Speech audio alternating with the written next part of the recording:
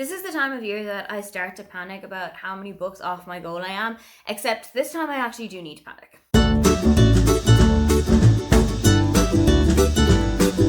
Hi, welcome, come on in. My name is Aoife and today I am taking the end of the year book tag. Now, there are a couple of times across the year that we have these little questionnaires where you can look back at everything that you have been reading, you can look over things that you have been doing, and I think that this is a great one to prepare you for the end of the year and maybe get you started about looking into the year that's about to come. I have no idea who it was that created this tag, but it has floated around the internet so often that there are just so many people who have put their own 2 cents on this as well. The first question is, are there any books that you still have to finish before the end of the year? And honestly, no. I am usually pretty good at keeping on track with what it is that I am reading and keeping on top of it. The only things that I really need to finish are the books that I am currently reading at the moment, but anything outside of that, like I don't have a book that I started in like May and now that it's September I actually still need to finish it.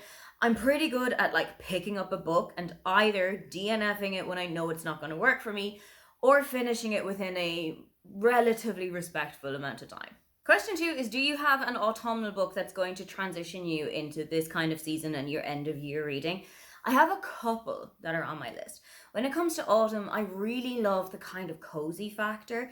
I'm not a big horror or spooky reader, so I kind of tend to stay on that side of the autumnal content. Something that I've seen floating around quite a lot on Instagram over the last couple of days is If It Makes You Happy by Julie Olivia. I'm not entirely sure what's going to be happening in this book, but I do know that it's about a young girl who goes to Vermont and takes over her mother's B&B after her mother's passing. I really love that kind of idea of a Gilmore Girls kind of a book, because I'm pretty sure there's going to be like a grumpy tradesman or somebody who works in the town that she's going to fall in love with.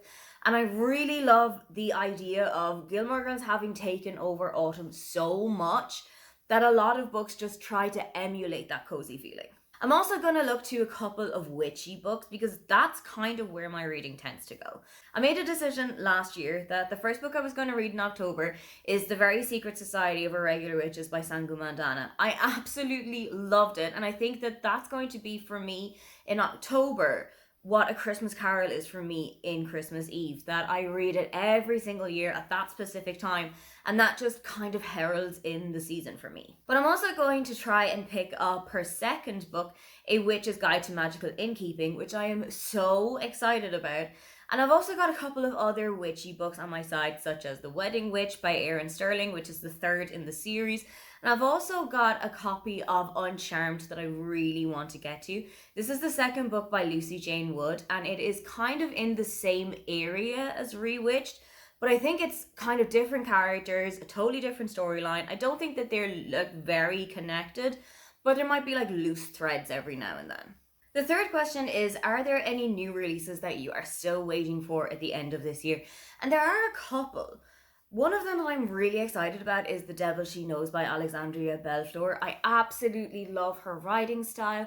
I really love how she focuses LGBT characters in her stories, particularly bisexual characters, which is an identity that is very close to my heart as a bisexual person myself, so it's really important for me to see that representation in books.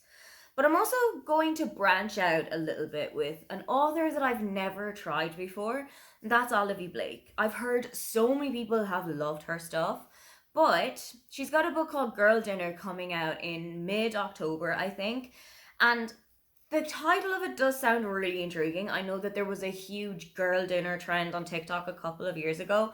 I don't necessarily think that it's going down that same path, but I'm really intrigued to see if this kind of horror adjacent book is going to be something for me. And I think that a kind of a transitional book from autumn into Christmas is Good Spirits by B.K. Borison. I love a B.K. Borison book. I've really loved her writing style and I've absolutely loved the Love Light Farm series.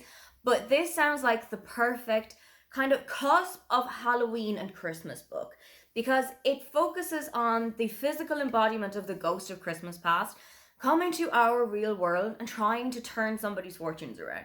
I love A Christmas Carol so much. It's one of my favorite Christmas stories. So this kind of modern adaptation inspired by this book just sounds like something I really have to read.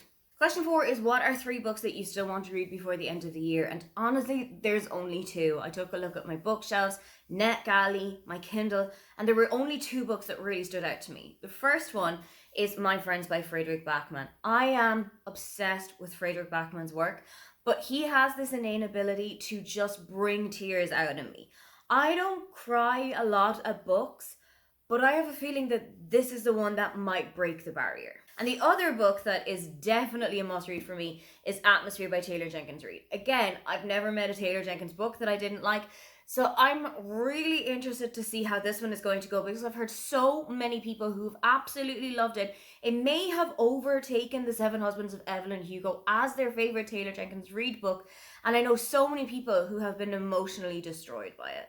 Question 5, do you think that there is a book out there that could surprise you and become your favorite book before the end of the year?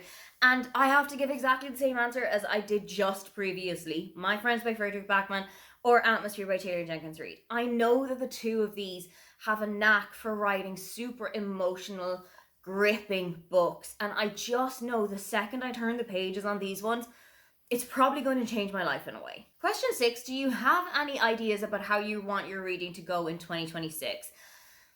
Kind of. I have started to lightly think about what way I want my reading to look next year. I know that I am going to be a little bit less busy in some months that I would have been busy this year.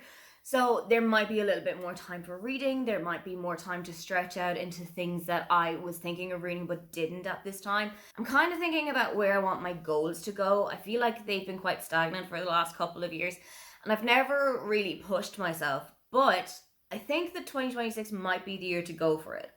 And I'm also considering whether or not I want to make a second reading blanket. I have really enjoyed making one for this year. I'm not super caught up here. I think I'm in about the middle of July by this stage.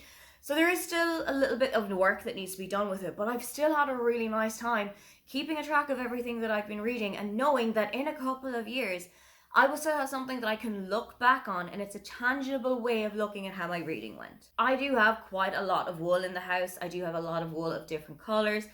So there is the chance that I could make this kind of a blanket. It's just, do I want to start going that all over again? That is how the end of the year is looking for me. What is one book that you absolutely have to pick up before we go into 2026? If you'd love to leave me a comment but you can't think of anything you'd like to say, then just leave a clock emoji, because the clock truly is ticking here. Don't forget to like and subscribe, because I have new videos up every week. Now, get on out of here.